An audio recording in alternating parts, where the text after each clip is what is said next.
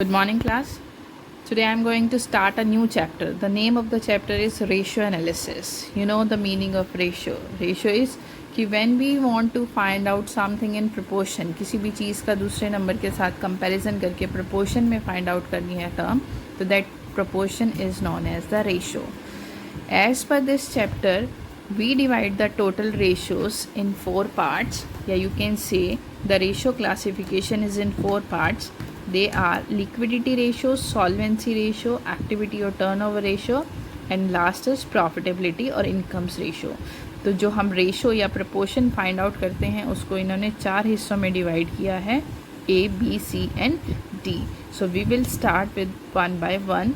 So firstly I'll start with the first one. It is called the liquidity ratio. And one more thing, इससे पहले जो आपकी book में theoretical section है that we will discuss later on, because इस chapter में से आपका प्रैक्टिकल क्वेश्चन ही आता है. As you know theoretical section इसमें से नहीं आता. So firstly I start with the first one, liquidity ratio. Liquidity ratio is also known as short term solvency ratio. What is the meaning of liquidity ratio? किसी भी firm की अपनी current liabilities को पे ऑफ करने की capacity उसकी liquidity होती है, कि कोई भी फर्म अपनी करंट लायबिलिटीज़ को कितनी जल्दी पेमेंट कर सकती है. That is to be defined with the help of liquidity. तो अगर कोई भी फर्म अपनी शॉर्ट टर्म लायबिलिटीज़ को जल्दी से जल्दी कवर अप कर सकती है, तो we can say the liquidity position of that firm is good, क्योंकि उसके पास एटलीस्ट इतना पैसा तो है कि वो अपनी शॉर्ट टर्म लायबिलिटीज़ को कवर अप कर सके. सो लिक्विडिटी रेशियोज़ आपकी शॉर्ट टर्म सॉल्वेंसी रेशियोज़ भी कहलाती हैं. जितनी अच्छी आपकी लिक्विडिटी रेशियो होगी उतनी अच्छी एक फर्म की अपनी शॉर्ट टर्म लायबिलिटीज़ को पे ऑफ करने की कैपेसिटी होती है. In this liquidity ratio there are 2 kinds of ratio are. The first is current ratio. It is also known as working capital ratio. And the second is quick ratio और asset test ratio और liquid ratio. There are 3 names of this second ratio. First ratio है आपकी current ratio और working capital ratio. इस chapter में हमें सिर्फ और सिर्फ फार्मूलाज लर्न करने हैं, बिकॉज जो फार्मूलाज हैं उसके बेसिस पर ही छोटे छोटे क्वेश्चन हैं. अगर आपको फार्मूला लर्न हो जाएंगे तो कोई प्रॉब्लम नहीं होगी. So the first is current ratio. The formula for the current ratio is current asset upon में current liabilities. You know the meaning of current assets, और आपको करंट लायबिलिटीज़ का मीनिंग भी अच्छे से पता है, और इसके अंडर कौन कौन सी एसेट्स और कौन कौन सी लायबिलिटीज़ आती हैं ये भी आपको पता है. करंट एसेट्स में आपके cash, bank, debtors, BR, stock, such kind of assets, या you can see prepaid expenses, accrued income, ये सब आती हैं. और current liabilities the liability which we have to pay within 1 year. Creditors, bank overdraft, short term के provisions, outstanding expenses, they are the part of your current liability. So current ratio में current assets upon में current liability. As per your book हमारा कुछ standard ratio fix होता है. Current ratio का हमारा standard है 2:1. 2:1 का मीनिंग कि जितनी भी आपकी लायबिलिटीज़ हैं, करंट एसेट्स आपकी उससे दुगनी होनी चाहिए. उस सिचुएशन में हम कहेंगे कि किसी भी फर्म की फाइनेंशियल पोजीशन साउंड है, कि उसको जितना पैसा देना है उससे उसके पास डबल पैसा प्रेजेंटली है. सो the standard of current ratio is 2:1. अब क्वेश्चन में अगर आपका स्टैंडर्ड से रेशो ज़्यादा आता है आंसर में, सो यू कैन से कि आपकी रेशो स्टैंडर्ड से भी अच्छी है. और अगर आप स्टैंडर्ड से बिलो आपकी रेशो आती है, it means your situation is not good in the market. So the standard for current ratio is 2:1. So this is first current ratio, working capital ratio, current assets upon में current liabilities. Now आपने का इन्होंने explain किया है कि what are the things which we includes in current assets.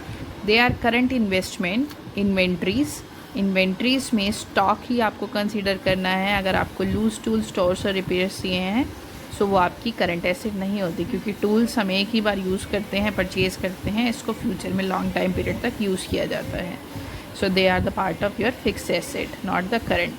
Next we have trade receivables. इसमें आपके BR, debtors और provisions. Next we have cash and cash equivalent. Cash और कैश इक्विलेंट में cash in hand, cash at bank, cheques, drafts in hands. Short term loans and advances. अगर आपने किसी को short time period के लिए loan या एडवांस पे किया हुआ है. Other current assets Other current assets include prepaid expenses, accrued incomes, or any advance taxes paid by the businessman. They are called as other current assets. Next we have about the current liabilities. Current liabilities में आपकी आती हैं short term borrowings. Short term borrowings are the bank overdraft. Then we have the trade receivables में आपके bills payable और creditors. Other current liabilities, current maturity of long term debt, interest accrued, income received in advance, outstanding expenses, unclaimed dividend, calls in arrears. किसी भी type का कोई भी dividend आपको mention होगा तो आपकी करंट लायबिलिटी होती है. Next we have short term provision. Short term के लिए प्रोविज़न फॉर टैक्सेशन है या फिर provision for bad and doubtful debts हैं. They are also the part of your short term provision. So ये आपकी करंट एसेट्स और current liability. As I said, the standard of current ratio is 2:1. Means हमारी assets always हमारी liabilities पेड से double होनी चाहिए. So start solving first illustration. From the following, compute the current ratio and give your comment on it. सबसे पहले ratio find out कीजिए, उसके बाद आपको कमेंट देना है कि योर रेशियो इज़ करेक्ट और not. So the formula for current ratio is current assets upon में current liabilities. So I am solving the first illustration. Current ratio is equal to current assets upon में current liabilities. So read out all the assets and all the liabilities. So first one is non current investment. Non current investment, अब non current है तो obviously मेरी fixed है तो ये इसमें नहीं आएगी. Next we have the current investment. So अगर हम करंट एसेट्स पहले कैलकुलेट करेंगे तो firstly current investment is the part of my current asset plus next is inventory. Inventory includes tools of ₹50,000.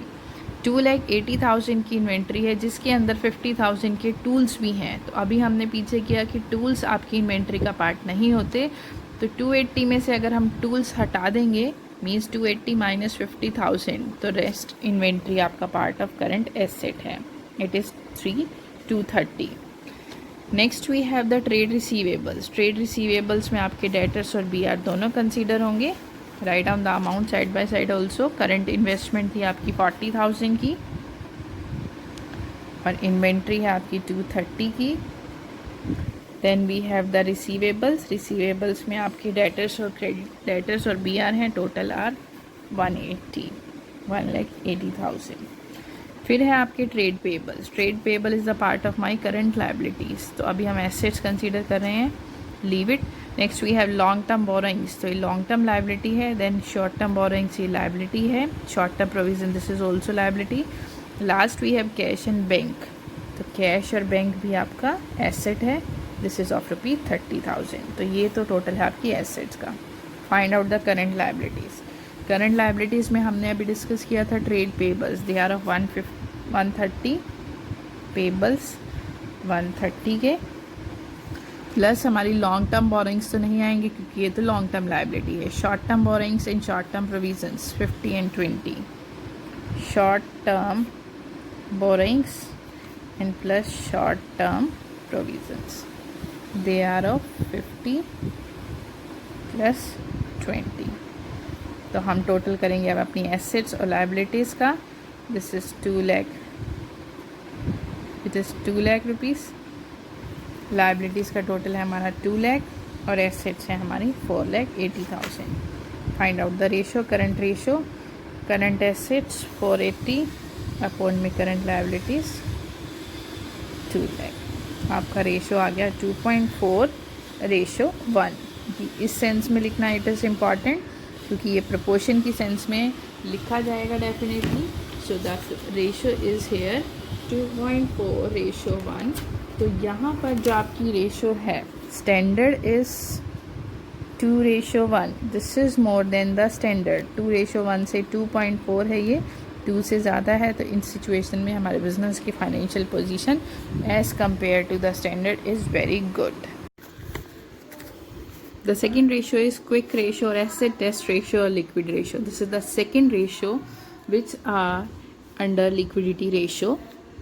So the ratio is quick ratio or asset test ratio. The formula for this is liquid assets or you can say quick assets upon my current liabilities. As I had written here, The ratio, current quick ratio is equal to quick assets upon my current liability. Now what do you mean by quick assets, or how we will calculate the quick asset? Quick assets, from the name it is clear, quick. जिस assets को आप बहुत ही जल्दी cash में convert कर सकते हो, they are called the quick asset. बहुत ही शॉर्ट टाइम पीरियड के ड्यूरेशन पर वो आपकी क्विक एसेट्स होती हैं. अब क्विक एसेट्स को निकालने का तरीका है, करंट एसेट्स में से अगर आप इन्वेंट्री, स्टॉक या प्रीपेड एक्सपेंसेस को रिड्यूस कर दोगे, जो रेस्ट बचेंगी they are your quick assets. Once again, current assets में से इन्वेंट्री और प्रीपेड एक्सपेंसेस को लेस कर दिया जाएगा तो आपकी जो बचेंगी वो होंगी आपकी quick assets.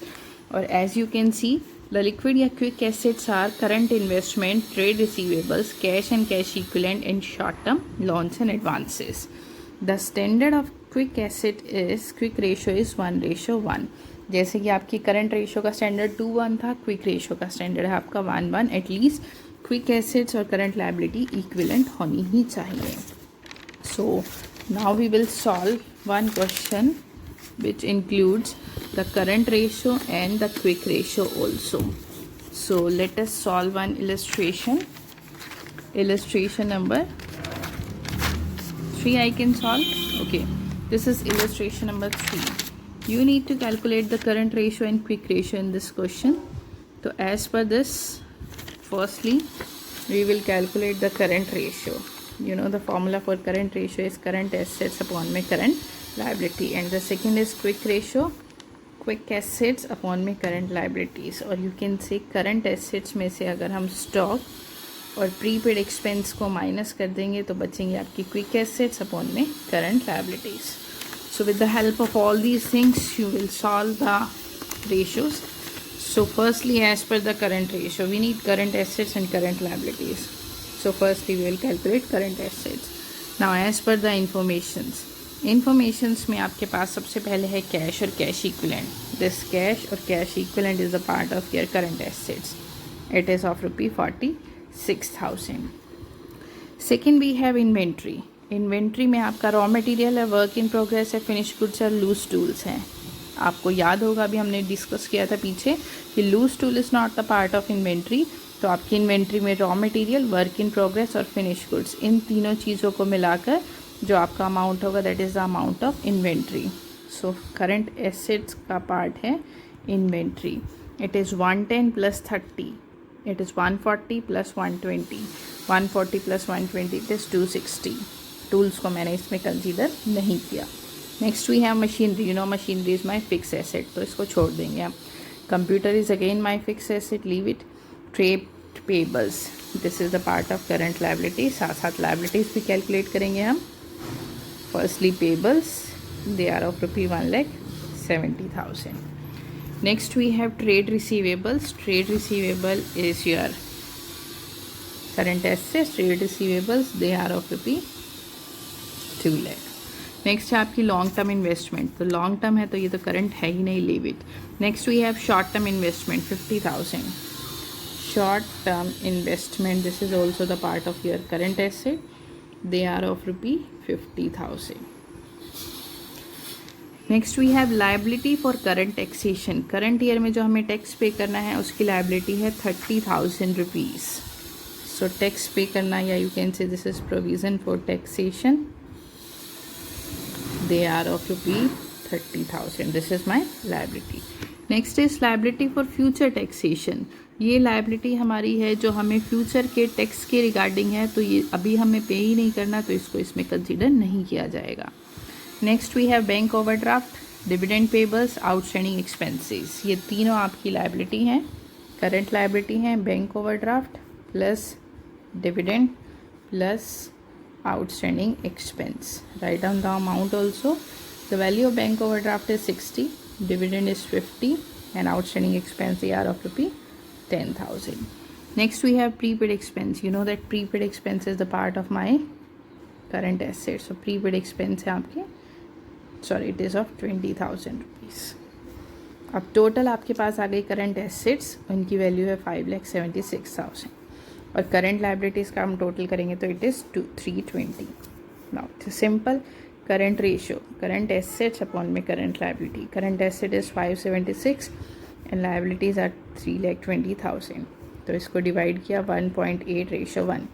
This is less than the standard. The standard is 2:1. So हम कह सकते हैं कि फर्म की सिचुएशन इतनी साउंड नहीं है, उसके पास इतनी एसेट्स नहीं है कि वो अपनी लाइबिलिटीज़ को पे ऑफ कर सके. Means double amount of assets नहीं है. सेकेंड हमें निकालनी है quick ratio. Quick assets upon में current liability. As I told you, current assets में से अगर हम स्टॉक या इन्वेंट्री और प्रीपेड एक्सपेंस को माइनस कर देंगे तो रेस्ट आपकी बचेंगी quick assets. The total of current assets is 5,76,000. इसमें से माइनस करेंगे हम स्टॉक. इन्वेंट्री की वैल्यू थी 260 minus 260 and the value of prepaid expenses 20,000 minus it 20,000. So they are 296. Upon my current liability same 320. So it is 0.925:1. This is again less than the standard. The standard for quick ratio is 1:1. So ultimately I can say that the situation of this business is not satisfactory. They are not in a situation to cover up their liabilities या short term liabilities in full. Second ratio से जो हमें depict हो रहा है या highlight हो रहा है. सो this is about the third illustration. Now about 20 to 25 questions are related to these two ratios only. So today's work is you need to read out the formulas and please remember कौन सी चीज़ें हमारी assets में आएंगी और कौन सी liabilities में आएंगी, and try to sort out some illustration or the exercise question. I will solve the next question in the next video. As I can say कि approximately 26 questions are there up to this ratio. The chapter ratio is easy, it's not so difficult. सिर्फ आपको इसमें formulas learn करने और ज़्यादा इसमें complications नहीं है. So up to that, do the question and do hard work. Thank you.